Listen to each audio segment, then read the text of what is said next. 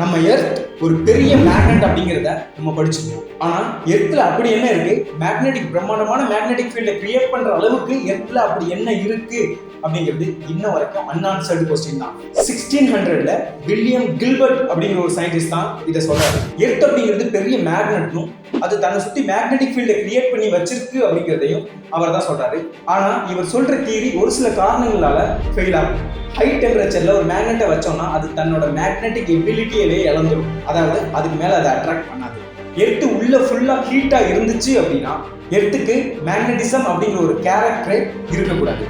அதுக்கப்புறம் கோவர் அப்படின்னு இன்னொரு சயின்டிஸ்ட் வர்றாரு. அவர் என்ன சொல்றாருன்னா எர்த்தோட மேக்னெட்டிக் ஃபீல்டு எர்த்துனால வரல, சன்னால வருதுன்னு சொல்றாரு.